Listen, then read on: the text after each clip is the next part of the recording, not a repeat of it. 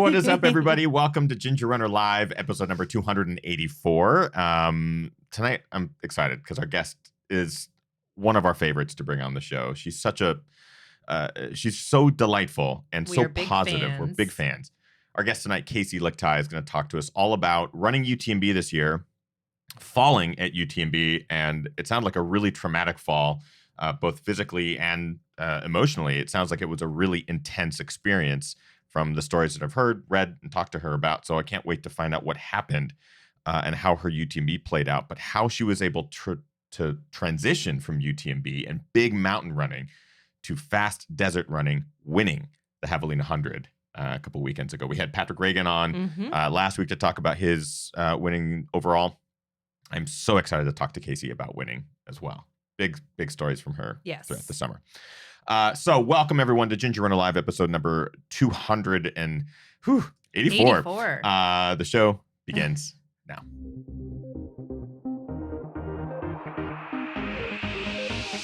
Ginger Runner.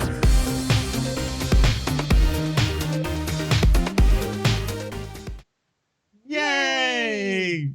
Gus is like giving me side eye over there, like trying to figure out what the why are you hell's guys going on. ignoring me? Why is there was so much energy all of a sudden in that corner? What is up, everyone? Welcome to Ginger Runner Live, episode number 284. We are up there. So it's confident. kind of crazy that we are very close to 300 episodes? shows. 6 years. Which is nuts. I mean, I obviously haven't been on the show for all of them, but it's pretty crazy. That is a lot of shows. There's a lot of shows. 6 years is a long time. And it is by far the longest I have ever done anything. Like when it comes to work. I don't call this work, which is amazing, but it is part of what we do here.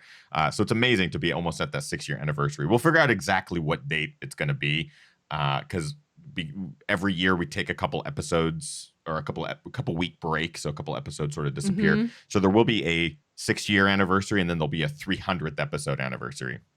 It'll be really, really fun. But we are so thankful that you would take a little bit of time out of your busy Mondays to spend some of it with us. We have a very exciting show tonight because the guest we have on, Kim and I are just huge fans of. We love having her on the show. She's been on a number of times now and always has such positive and inspiring things to say. She inevitably is adding to her story every time we have her on the show, whether it's recovering from injury or winning races. But this show should be interesting because over the summer, she ran UTMB, had a pretty terrible fall early on in the race. Unfortunately, wasn't able to complete the race. Took a lot of injury to the face. She was falling off the side of a mountain and was rescued essentially by some other runners that were able to help her. We'll sort of get the breakdown of what happened, how it happened, and then the aftermath of that. But Kaci Lickteig, our guest tonight, was also able to come back from that and win Javelina Jundred 2 weekends ago. 2 weekends? Three weekends? Days ago. We'll just wrap it at that. At the end of last month. At the end of whenever it was. It was amazing to witness. Kim and I got to see it happen. I actually didn't get to see her win it. I was maybe 100 feet behind her, listening to the eruption of cheers and applause. It was pretty dang amazing to see or hear. Did you think they were for you? Man, they're applauding me. I'm not even there yet. And I'm not even accomplishing anything. So our guest tonight, Kaci Lickteig, is going to tell us all about that. Of course, before we introduce her, I'm not the only one here. You're here. Hi. What's up, you guys? Kim Tashima Newberry here, as always. If you're new to the show, to the live show, welcome. We do have our wonderful guest, Kaci, who will be joining us in just a second. Because we are live, you guys can ask questions to our guests. So I have my eyes in the chat room tonight. So if you guys have questions for Kaci, please pop them in there. Before we move into our show with our wonderful guest, Kaci, of course, we have some individuals we like to thank at the top of every show. It is because of them that we're able to do this week after week. We'll bring on our guests, do reviews, do films on this channel, everything. And in case you didn't know, Kim also restarted her channel. Her channel is up and running. Videos are being posted there every week now as well. And it is all because of our Patreon supporters. It is because of them that we're able to do this full time. Again, I mentioned it's a job. It doesn't feel like a job, but it's because of our Patreon supporters that we're able to do this. Kim is also, unknowingly, I don't think you realize it, but displaying the brand new GR Crew merch. So if you are a Patreon supporter, you get access to this exclusive merchandise. There's t-shirts, hoodies, We have beanies, the palm beanies, Mhm. or toques for our Canadian neighbors to the north, and brand new head wraps that are exclusive only to our Patreon supporters. So as a huge thank you, there's also discounts depending on the level Yep. and stuff like that. You can grab it. Those are available right now. It's a limited edition pre-order. So once it's over on November 15th, it's done. That's it. You can't get them. So go now if you haven't already. All the details are on the Patreon website. Yes. Patreon.com/thegingerunner. 3 individuals in particular at that top tier are a major contributor to the show happening. We like to shout them out at the beginning of every Ginger Runner Live. Rick Bjarnason and his team at cheekymonkeymedia.ca. They are a web design company. They do websites for big, small corporations. They did the gingerrunner.com website. It's fantastic. I can't thank them enough. Rick's also an ultra runner, just total badass. Mhm. Chris Lee out of Hong Kong has an organization called Trailblazer. They showcase all the beautiful trails that the Hong Kong region has to offer.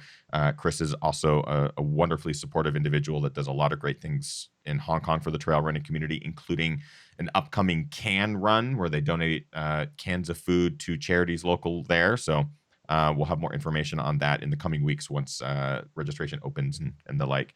And finally, Brian Sands, longtime supporter, inspirational dude, was also at Javelina. Got to see Kaci a little bit out there as well, Mhm. just kind of a unique thing with that race.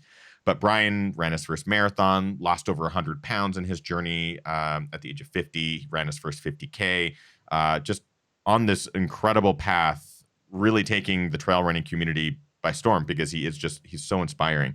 And people are using him as like, if Brian can do it, I can do it. And it's really, really cool what he's doing for the community. So shout out to those 3 individuals. Thank you so much for helping us make this show possible. Without further ado, I would like to welcome our wonderful guest to the show, return guest, Kaci Lickteig.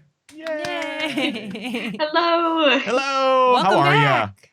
Great. How are you guys? Doing well. Good. I apologize to Kaci early on because we like to bring our guests in a couple minutes before the show, just so we can like tech check and catch up and stuff like that. And I apologize because I was late to that today because I caught myself watching a drywall video, how to drywall, a 2-hour long how to It drywall actually video. sounds like you're setting up for a bit, but you were legitimately watching drywall videos. And I walked in here, I'm like, We have a show to it start. is 5:58. So you gonna keep watching drywall videos? And I got up immediately, pulled myself from the fascinating world of drywall. And I love it because I was telling this to Kaci, and like the first words out of her mouth were, "That doesn't sound fun. It sounds boring. It sounds boring." Yeah, And it I was does. like, "It does," and it was, and I am so sorry. So Kaci, thank you for being so patient, No problem. waiting in the wings. We should point it out. What is this behind you? That is the trophy that I won from Javelina. Yeah. She's pretty amazing looking. Have you named her yet, or does she have a name? Does she come with a name? Brian Tinder actually named her Rosalina. I am fascinated by the trip that you probably had to take home on a plane carrying that. Was it awkward? Did you get a lot of looks? I had so many looks, and then getting her through like the security was the main issue because she couldn't fit barely through the little chute, and I was like, oh my gosh. And the guy was really nice about it, thankfully, and he's like, yeah, we'll make sure she gets through. But yeah, she rode on my lap, and I had little kids looking over the seats at her like, what is that? And now I'm seeing your dog is saying hello. Oh, Jada. Loves it. Did you have to explain it to anyone on the flight? That was my next question. I did, and they kind of were just like dumbfounded, like, you ran 100 miles and you won this? This is what you win? This is why? And I was like, yeah, it's worth it. It's passion. I was gonna say, like, having to explain running 100 miles is a game in and of itself, but then having to explain that this is also why I won this small doll. I don't want to say doll because it's a but I don't trophy. think it's like small. It's like Yeah, okay. What is the scale of it? She's at least 1.5 feet tall, and then probably 1 foot wide. Did you have to buy a seat for her? I kind of she's skinny enough that I could sit her beside me because I sat by the window. So I was like, okay, I got this. Did someone sit in the middle seat? Miguel did. So Okay. So we kind of hid her from everybody else. That would have been an awkward conversation of, hey, I know I'm in the window seat, but she's going to be sitting between the window and the middle seat, if that's okay. But Miguel, obviously, I'm sure he was like, Whatever. I'll hoist her up. It's Let's fine. celebrate. Everyone, look, she's the winner. So I want to go back a little bit. Again, I want to remind everyone, as we're listening to Kaci tell her stories, we are live. So if you have questions for her, please jump into the chat room. Kim will pull those aside. We're already getting a bunch here, which is great.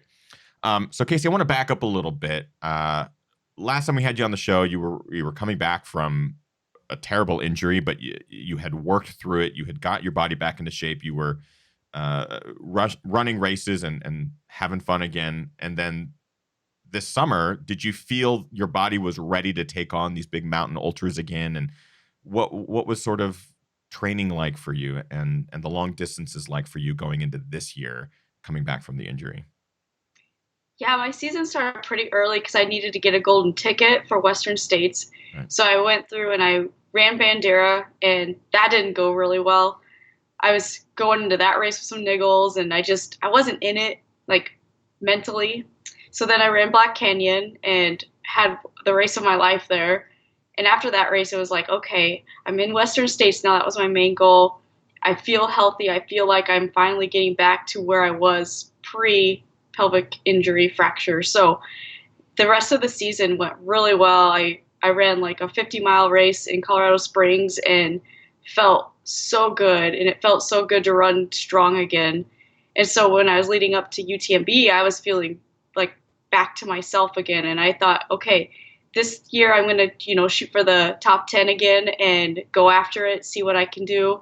Since I've ran it a couple times now, I should be able to know where I have my strong points. So, and my weaknesses.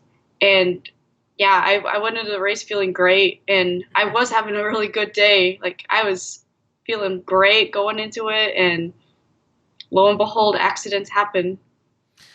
I want to sort of, I know very little other than sort of what you've broken down on social media and brief conversations and stuff like that. I'm actually really curious. What happened? What mile did it happen?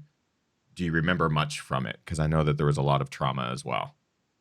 Yeah, going in, like, I was probably about 25 miles into the race, and it was pitch black up in the mountains, and I was between two runners, a couple guys, and we were on a ridge line, and I was running, and I looked down and I saw this little patch of grass, and my foot stepped on it, and the next thing I know, I'm looking down into a black abyss. Like, there's nothing but blackness. And I just, like, my life flashed in front of me. I was like, oh my gosh, how far am I going to fall? And the first instinct I thought of was, Hillary Allen and Dave Mackey. I'm like, oh my gosh, these are these accidents that happen. And I remember hitting really hard on my right side, and I hit down on my hip and my knee, and it flipped me, and then I fell into my face. And then I was facing upward, but I just started grabbing onto the side of the mountain, and I just clung on there, and it stopped me. And luckily, the two guys that I was running with, they both had stopped because they saw, obviously, that I had fallen. And they looked down, and they're yelling at me, "Are you okay?" And I remember standing, like, stunned, like, oh my gosh. I hit my face, my head, it dislocated my jaw. And I've had that happen before from a run, so I knew kind of what to expect with that. But then my rest of my body had just been, like, traumatized, like my knees and my back and my SI joint, like hip, pelvis. I'm like, oh my gosh, I got to get up. And so they actually came down and helped me get back up to the top. One of the guys, he didn't speak English, but he just kind of did some gestures and was, like, talking to me with that. And I was like, I think I'm okay. And the other guy's like, no, I'm going to stay with you because you hit your head. I don't know if you've had a concussion, Right. And I was like, thankfully in the health field, I kind of know those symptoms. And so I was, like, making sure I could say my name, where I was, what day it was, those kind of things. And he was like, okay, well, I'm going to stay with you for a while and make sure. And for me, I was like, that's great, but I feel really guilty to have somebody stay with me because this is your race. Like, you have to keep going. Like, I will make it. If I don't make it, I don't make it.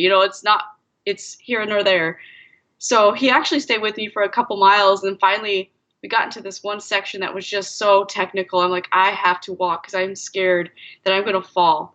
Yeah. So I had this adrenaline pumping through me, and it pushed me to keep going. Like, I've always like, whenever you fall or you get injured, even as a kid, it's like you get back up and you just keep going. You don't let that settle into like fear, all that come hit. Like if it hits you, then it's like you're done. You go through that shock and that trauma. So I was like, nope, I got to keep going. And knowing that I was still like 25 miles away from Courmayeur, and that's really the only spot that I was going to allow myself to even stop, because I didn't want to get helicoptered out or have to have somebody take me away. So I still kept going, and like I just kept feeling worse and worse and worse, and like all these fears just started coming into me. I'm like, oh my gosh, I could have died. Like, I fell off the mountain, and by the last 8 miles, I was in tears. Like my body was shutting down, my mind was starting to shut down, and I was like, okay, I got to just walk it in. And I remember walking down the streets of Courmayeur, and people were like cheering me on, and I said, no. It's like, don't cheer for me. Like, I don't need cheers right now. Like, I just need to walk in solitude and just get there, because I was just, fighting those demons of like, you have to quit the race that you want to finish, and quitting sucks, and just going through all those thought processes. So when I did walk in there, I saw, my Coach Coop, and Miguel, and I saw other people that were there, and they're just like, you've got to stop. There's no way you can finish another 60 miles. It's just too much. And I knew. I was like, I can't go on. And I just sat there, and, like the medic team checked me out, make sure I wasn't having a concussion and things like that. And I just, it was hard, really hard. I hate not finishing something. I mean, every time we've had you on the show, it's obvious that you have that spirit that's like, you will never quit. And I remember last time we had you on with Magda and Basham about UTMB, and you guys all working together, and it was like, as each person wanted to quit, they wouldn't let the other, and it was just this. It was obvious that there's strength beyond that physical strength. Like there is the will to get things done and to finish something. I like, even hearing you describe this is like, oh, it just gives me chills. Terrifying thought for it to be pitch black at night. And it's not your backyard trails that you run every day, so you kind of know every inch of what's, the ground underneath you, and just have that feeling of falling and not really know how far, where, like, am I going to stop? Yeah. I'm really curious, just the gentlemen that were running around you in that moment where you're off to the side of the trail, like how steep was it? What are sort of the logistics there? Because how far ahead is an aid station? How far back is an aid station? What are sort of the things that you're thinking in your head as you tripped? You know that they're like physical trauma. You have injuries of some sort. What's sort of playing out as your options and your choices at that point? At this point, I'm thinking, I can't quit. I have to get at least to Courmayeur.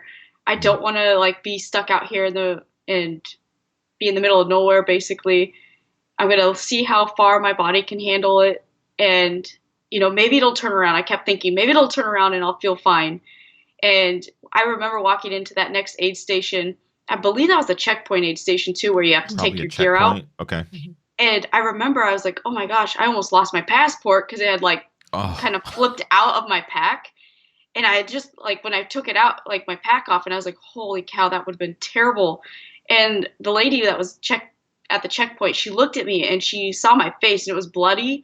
And she was like asking me, you need to see medic. And I was like, oh my gosh, I can't let her know that I'm hurting. Like I would just be like, no, it's a bloody nose, Like I didn't want to stop, because I knew I needed to get to Courmayeur for myself also. Like I needed to get there and know that I couldn't finish. Like if I stopped and they took me back, like I would be second guessing myself, like what you maybe could have finished.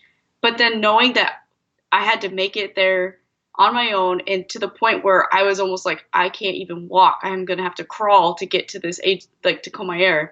Like then I knew I was okay to quit. Like I knew my body could not handle it. My mind could have, but my body honestly could not have. And yeah, I know what it's like to be injured for a long time, and I did not want that. And so I thought, you know what? You're still enjoying 50 miles of this beautiful course. You can still go out and cheer on everybody else. You can go back and be at your hotel and then go down and be at the finish line for others and be supportive. Like there's other things you can do to still feel like you're a part of the race. Was your sorry, do you have a question? Maybe I let's do, get but to a you live didn't- question. Yeah, I Yeah, realize sure. that I'll continue to talk, but let's get to some of the live questions. Yeah, there's a question from Deb in the chat room. Deb says, Kaci, your story is so intense. Do you think you would want to try UTMB again? Honestly, I will try it. I don't believe next year will be the year because I feel like I need almost like a mental break from that race just to kind of heal just the wounds that were, inside. But I will go back. I honestly want to go back.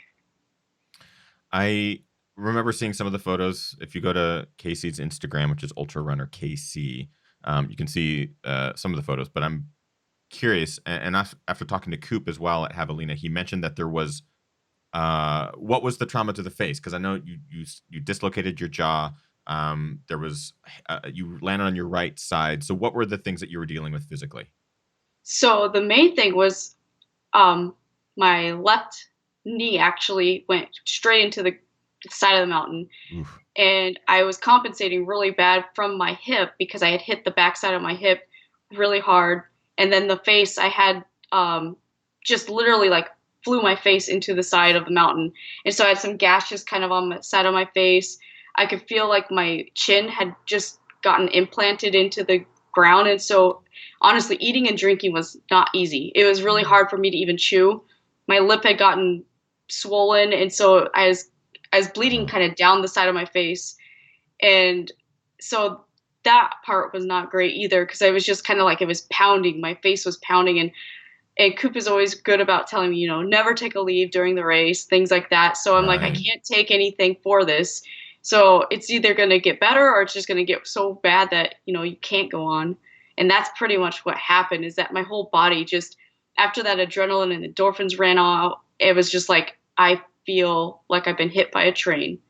And it felt like that for a long time after the race too. I've never been that destroyed after a race to the point where like my whole body felt like it had went through the ringer.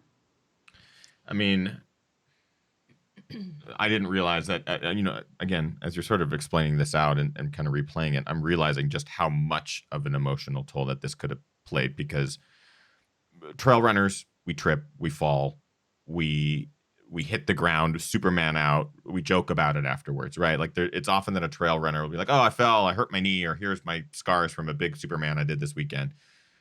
But I remember those moments where I've fallen or have had some sort of physical trauma and the adrenaline just like, whoa, it just sort of takes over and you can usually get back to your car, you can run. And the next day you're kind of, oh, that really hurt a lot more than I thought.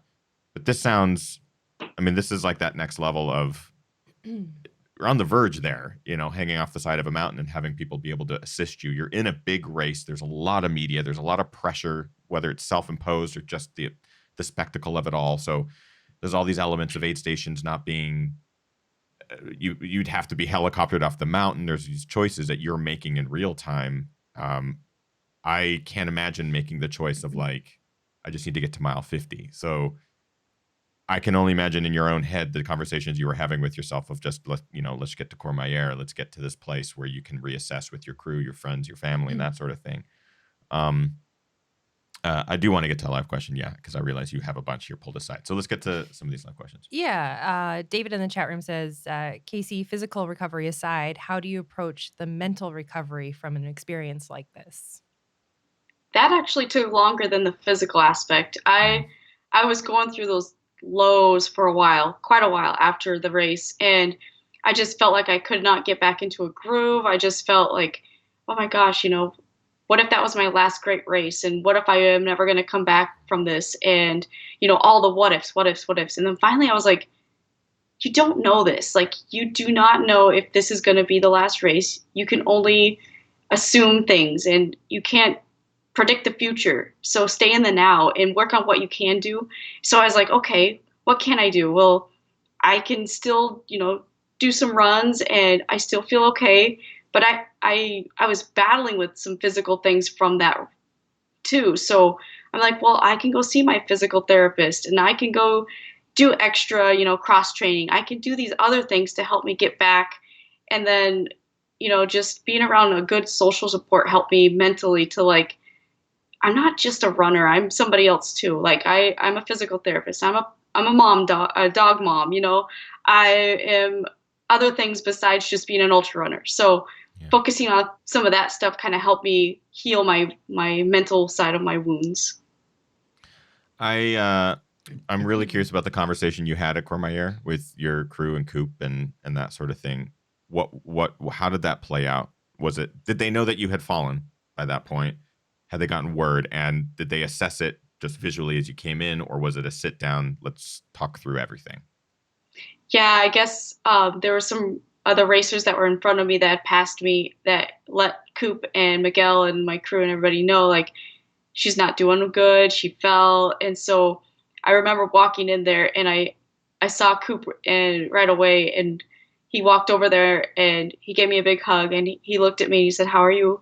Are you okay?" And then Miguel was right there too, and he's looked at me, he's like, he knows me really well, and he's like, Yeah.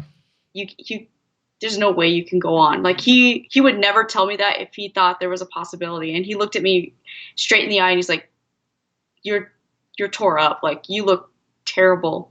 So I sat down, we sat there and discussed things for a little while, and we like assessed the wounds and damage that was done. And at that point I was like, I know I can't go on. Like, I will be halfway out into the next aid station and probably be like crying and saying I need to go back because my body is not going to allow me to finish. This is a mountain race. This is not just like Right. a walk in the park. It's like you could still deal with tons of, weather changes and everything else. And at this point, mentally, I knew the smart choice was to stop. And so, as hard as it was to take that choice, I was like, you know what? This is the mature choice. This is the choice that you're not trying to be a hero. You don't have to be a hero. This is for you, and to make sure that you can go on and finish, other races later in the year if you want to do that. You're one of the toughest people that we know. Like, all the stories that we've had you tell on this show before, and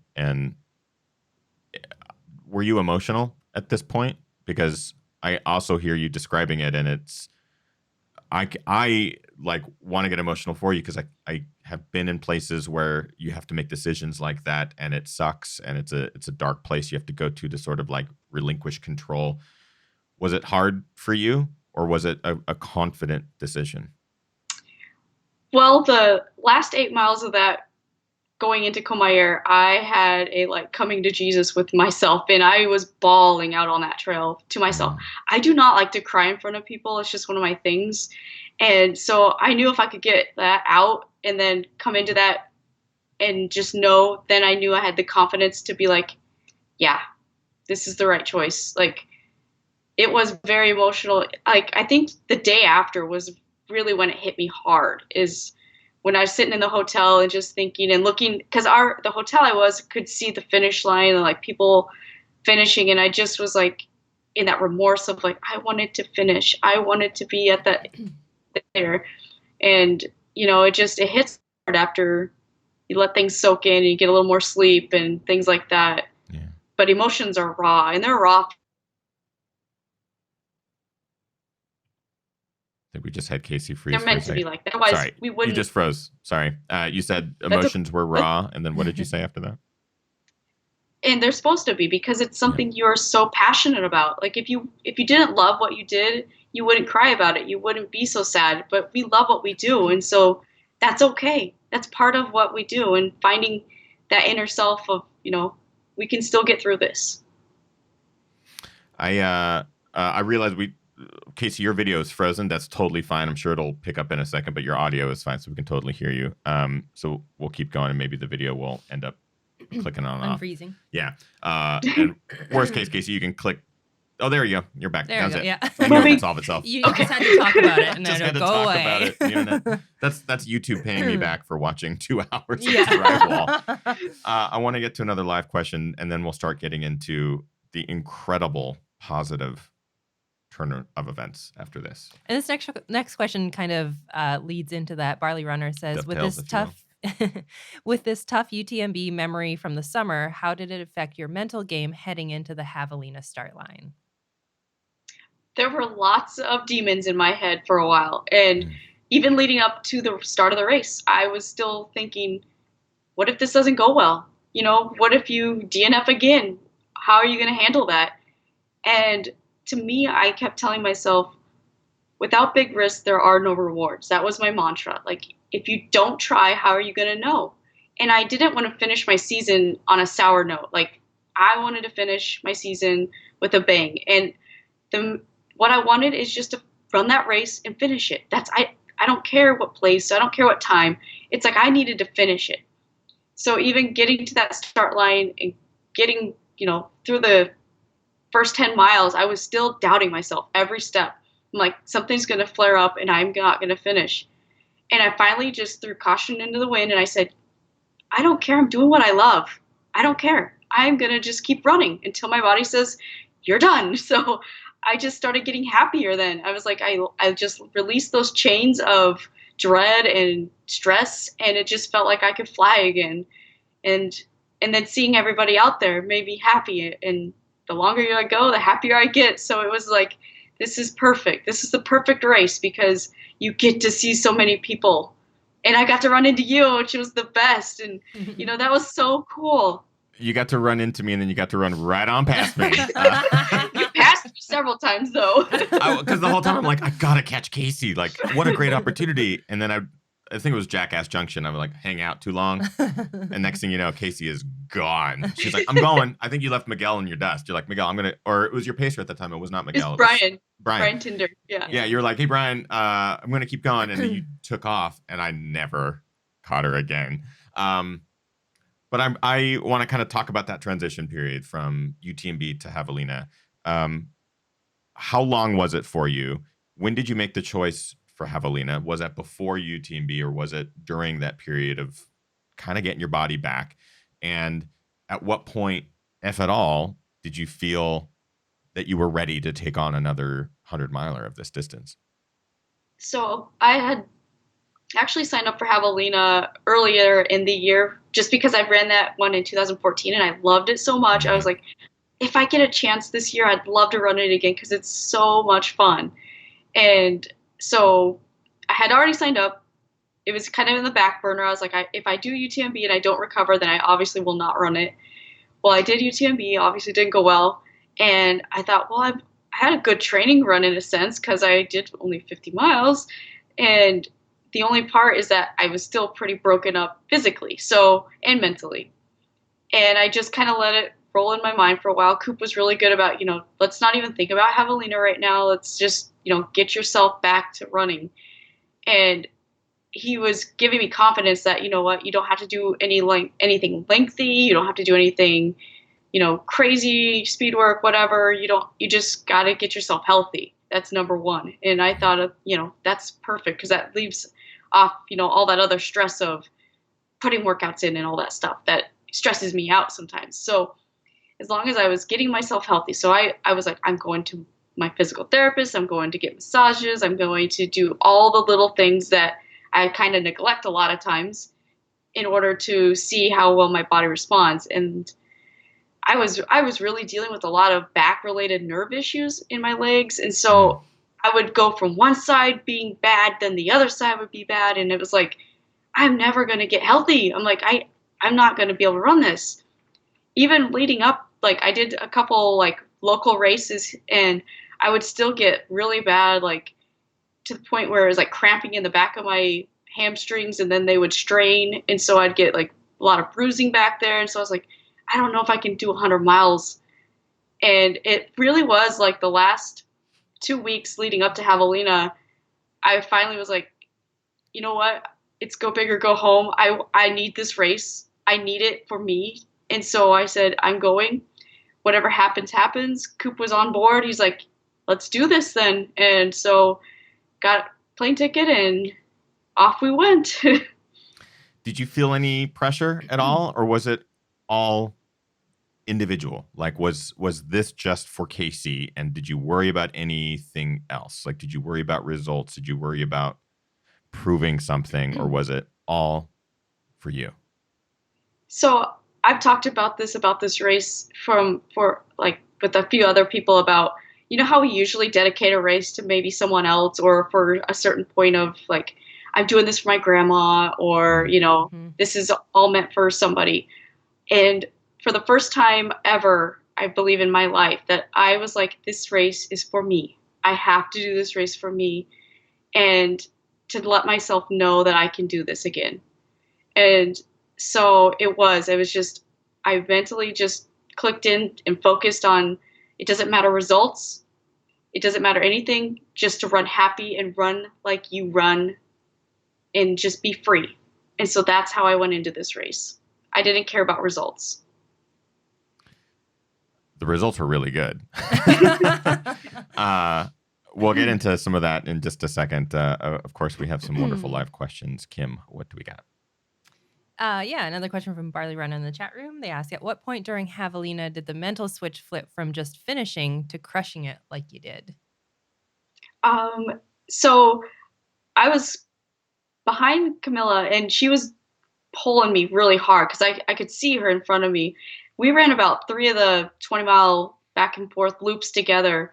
And on the third one, I got out of the aid station before her, and suddenly a switch flipped. And I was like, we're going to push each other, because we were running with each other, talking for a while. And we're like, the reason we love competition is because it pushes the best out of each of us. And we get the best results by pushing and pulling each other. And so for us, we were doing that together. Like, it wasn't against each other. We were running with each other and for each other. And so I knew if I could run fast and she could run fast, and that trails down, you know, to the other ones that are competing. So that's when the switch was like, okay, you're out in first. Now you're going to go until you can't go anymore. Like, you're just going to keep running until your body says, oh, okay, you're going to shut down. Or if Camilla passed me, then I was like, that's awesome. You know, I'm like stoked because she's having an amazing day and we're helping each other do this. So that's when I was just like, let's go, let's go, let's go. Let's not give up and, you know, give into it. And so, yeah, that's when I kind of flipped the switch. I'll never get tired of hearing this at ultra recaps and stuff like that, of just the friendships and sort of that, whether you're talking to the other runner that you're running with or not, it could be an unspoken thing, but there's this camaraderie and being able to push each other. But in a 100-miler, you know, yes, we hear about the races where runners are pushing themselves from mile 20 to 100, but a lot of the time the race doesn't even start until 70 or 80 miles into the race, and that's when like the real attrition starts to take hold. But I love just hearing the story of you and her having conversations, pushing each other, but celebrating each other's strengths. You know, oh, maybe this loop Kaci's pushing or Camille's pushing this loop or something, and using each other to like get the best out of each other. It's fantastic. Yeah, it's so great. When we talked to Patrick about it, he was kind of saying the same thing. Like, his best result there was when he was working with 4 or 5 other dudes that were all pushing each other. And I'm like, that's so true, is when you have the strength. And I think this year he mentioned like running alone for a lot of it. portion of it. So. You're never really alone at Javelina, but I imagine when you're trying to break a course record or that sort of thing, having that additional push, and especially for you, like having that friendship and that camaraderie, push each other forward and getting the best performance out of it. Amazing. Let's get to maybe 1 or 2 more live questions, because I want to hear how the last 2 loops played out. Because when I came across Kaci, I also want to hear that story as well. We'll get to that. Yeah, Randall in the chat room asked, when Kaci is in the zone during her runs, is there a mantra or a frequent thought to say to keep the motivation going? Like for this, it changes race to race, but for me, I had some really awesome tunes playing. And so like some EDM music that I just put on, and I like got psyched up by them. And it was just like, those beats just pushed me like, let's just keep moving. Let's just keep moving. And, you know, that's kind of what this race was about. It's just having fun and flowing free. Do you remember the artists? Like who you listen to? That's like one of the worst questions I know. Drop some names, Kaci. Who does Kaci have on her iPod? Well, this was some new music. So obviously there was Tool, but Infected Mushroom was a new one. Nice. Tipper, some Bass Nectar or Bass Nectar. Mm-hmm. So just some EDM, just like really good upbeat, fun tunes that really got me moving.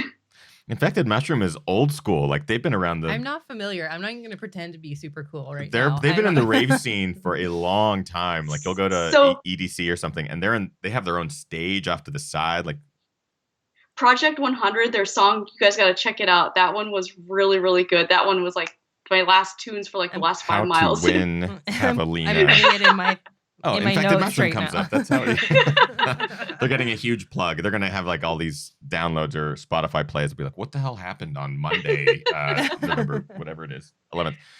I thought it would be fun to sort of share the story because I got to catch Kaci on her 5th loop. I think you and I were both doing a little kind of separate things. I was there to pace a friend, and you were there running the night run, and Kaci was obviously out there crushing the 100. And I think when we were reunited after our time apart, I think the first thing I asked was, "Did you see Kaci?" And, like I think for the next couple hours, I was like, "She was so great." I just kept gushing. Yeah. So can you tell us about what your encounter was? So I apologize for taking the interview this direction, but I want to fangirl out here for a second. All day, camp at Javelina is fantastic. There's always a buzz, right? There's always a buzz about who's doing really well in the heat and who's pushing who and who's having a great day, who's got the best costume, all that sort of stuff. Kaci was having a great day. She was out there. You and Camille were like leapfrogging for those first 3 loops by like seconds. You'd come in first and maybe she'd leave first, but you'd catch her and you at the next aid station, you'd be up by like a minute. So there was this leapfrogging thing happening and it was really exciting to sort of follow along. I did the best thing ever, which was sign up for the single loop night run. I don't have to deal with heat. I don't have to deal with anything over 20 miles. It was great. Everyone's already like depleted out there. And I'm just, how's everyone doing? So I start my loop. The sun is setting. I pop on the headlamp and the waist belt light and stuff. And I'm going along. And you're passing 100-mile runners in both directions because, depending on how. And 100K runners. And 100K runners, right. So they're doing loops in all sorts of directions. It's just tons of people. And a lot of the time, for the fresh 20-mile loopers who are starting at 6 p.m., we're all fresh bunnies, right? Like, how you doing? You doing well? How's everyone feeling? And I know that can really rag on people who've been out there for 12 to 14 hours. Because you've had the reverse of that at Headlands a couple months ago. I've been on the backside of that at Headlands, and it's just like, please stop talking to me. But I come up behind this duo. There's a shirtless dude just like sweating and ripping the miles. And then right behind him is the figure I see in the shadow of the headlamps. I'm like, I think that's Kaci. There is no way I'd be so you like took a bunch of gels, like energy gels to try and like catch up. I was like, there's no way. Because, I was going pretty easy. In my mind, I'm going, I can't move very fast out here. There's a lot of people. I'm not going to pick it up until like the last 5 miles of my race. But I come up on what I think is Kaci. I was like, there's no way. But she is at mile 90 of her race. So maybe I could go the same pace as her. And I go, hey, is that Kaci? And I hear this voice. Yeah. And I was like, hey, it's Ethan, the ginger runner. And I think it took you a second to go, oh, like, I don't think you knew I was there. Nothing processed. So that's my perspective. What is your perspective?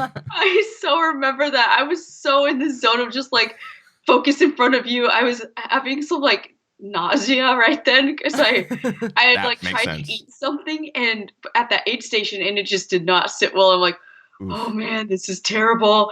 And I don't remember Brian's just like, just focus on, watch my feet for a while. And then when you came up, I was just like, hi. And I remember you on my left side and I was just like, and then you said you're Ethan. I was like, and like brain's going slow. Mm-hmm. Oh, Ethan! Yeah. Oh my gosh, that's the runner. And then I was like, oh my gosh, how are you? And then it was like, okay.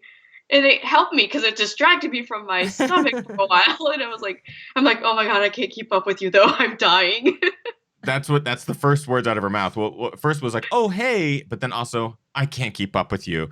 And you're like, can you say that again so I can record that? Yeah, you're on air right now, Kaci. We're live.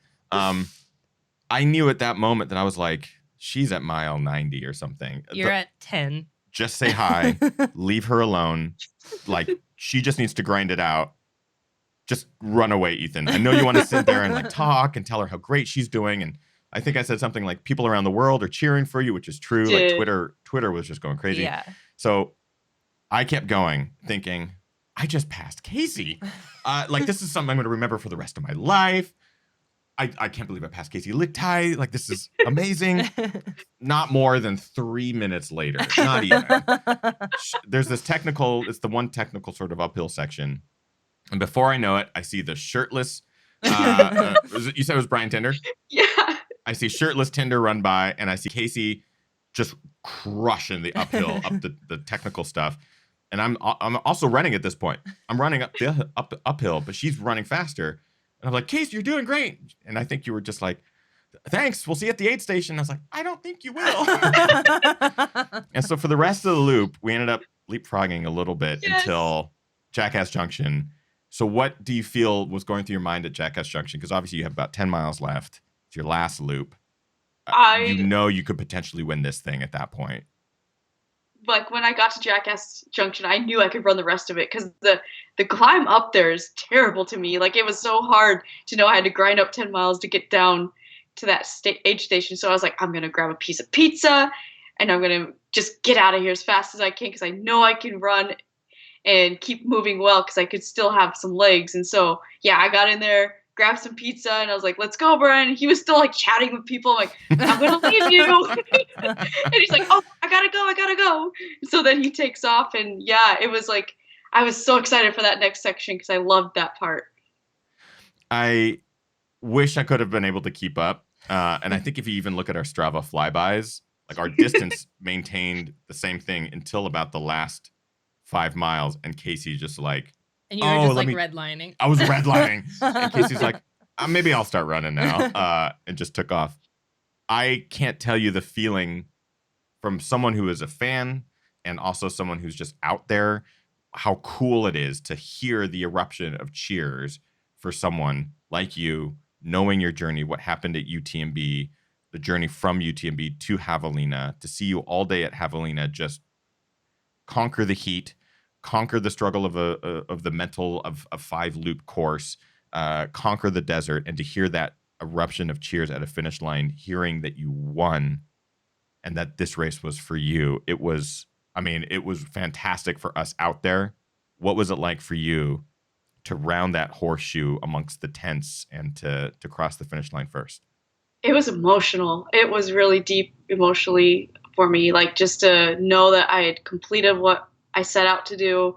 My body cooperated, my mind was happy, and, like, I remember everybody standing and cheering going around that last little horseshoe loop, and I just wanted to, like, hug everybody because I was so happy. I was just so thankful for the day and for everybody out there because everybody's so supportive.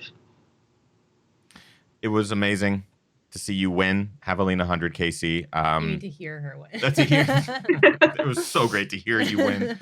I hope that you have that trophy there to remind you of just the success, not at just that race and the physical accomplishment, but the mental accomplishment, because coming back from something like UTMB it's traumatic. It is. And to see you conquer that and to even just attempt the distance again quickly in a pretty short turnaround, and trust your body and trust your mind and to take it on.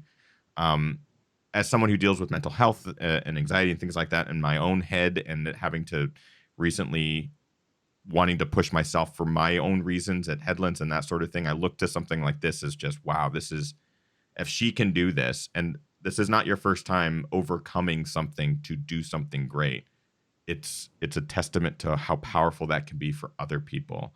Kaci, you are a true champion, and it is so awesome to celebrate your victory at Javelina. Congratulations. Thank you. And it was so great to see you guys there. It's amazing. You're welcome. You're welcome for helping you win. Like, what are you saying here? You pushed me. You pushed me to get going. We know. Like Ginger Runner.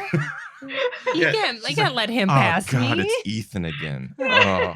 Hey, Ethan. I can't keep up with you. Just keep running. I'm going to crush him later. Yeah, Kaci, you're a true ambassador to this sport. Just positive light and energy all around. So to see this is, to us, it's like, of course Kaci wins. Like, she deserves it, and she's so powerful and strong. I can only imagine what it feels like for you. Maybe let's get to one more live question, and then we're going to wrap up the show and move into our after show with Kaci. We'll get to ask a little bit more. There's a very important doggy question in the chat room. Justin in the chat room says, Kaci, is your dog a blue heeler or Aussie mix? Mia is a blue heeler, Australian Shepherd, and Border Collie mix. All three. Wow. I had her DNA tested, so she has Oh. them all. That's a lot of runner in her blood. Justin says that he is a proud blue heeler owner, and he was curious. So They are such great dogs. Again, Kaci, a huge congratulations on Javelina Jundred. I hope you get to revel in this victory for a long time.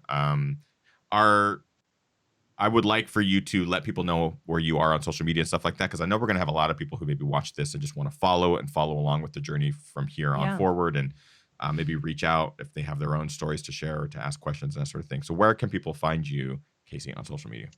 I am on Strava as Kaci Lickteig, on Instagram, Ultra Runner KC, Twitter. I can never remember my Twitter handle. It's like Runner KC, I think it is. Yep. And then Runner _ Kaci. Yep. Yeah. And also Facebook. So those are my main social media handles.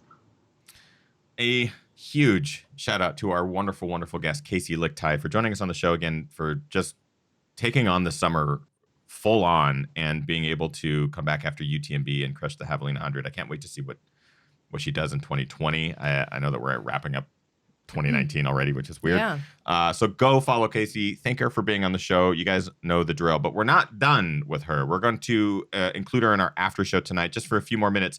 Our GR Crew after show takes place on our Patreon page. So if you go to patreon.com/thegingerrunner, all levels get access to our after shows with our guests and stuff like that. We're going to ask the remaining questions. Kim has dozens of questions here pulled aside from our live show. And if you have additional questions, we'll do that in the after show as well with Kaci. It's a more intimate sort of one-on-one with her, which is great.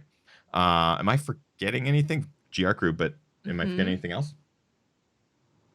I don't think so. I don't think so either. Yeah. Ginger Miss is coming up soon. Subscribe to Kim's channel. If you are a Patreon supporter, get the GR Crew merch. We're going to be rocking it a lot. Available until November 17th. November 17th. I said 15th. For pre-order. Yeah. And we'll go out by like mid-December. Yes, it does. It will ship before Christmas, which is great. At the end of every Ginger Runner live episode, we'd like to recognize a member of the community in our GR Crew Member of the Week. These are people who go above and beyond, crush through their own walls, accomplish something. We get to celebrate you, viewers of this live show. Kim, who is our GR Crew Member of this week? This week's GR Crew Member of the Week is Maggie Spork Keller. I'm probably butchering your name, but hopefully it's close. Maggie wrote in and said she ran her first race since having her baby almost a year ago, a 5K with the baby in the bob. Tough going with the stroller, but glad I got it done. Got to start somewhere. The baby is more tired than I am. Congrats indeed. Maggie. That's so awesome. So awesome, Maggie. Congratulations on being our GR Crew Member of the Week. And there's some very cute baby pictures on the Facebook group. Facebook page Sweet. as well. Thank you all so much for tuning into Ginger Runner Live, episode number 284 with our guest, Kaci Lickteig, tonight. Again, go follow her on social media. She's just such a wonderful, positive influence on everyone's lives. So a follow is the least you can do, and it definitely will help you on your running journey. We're going to move into our after show, patreon.com/thegingerrunner. Otherwise, we'll see you next week here at youtube.com/thegingerrunner. Thank you so much, everyone. Get out there, train hard, race harder, and party the hardest. I know I. We'll see you guys next week. Bye. Goodbye.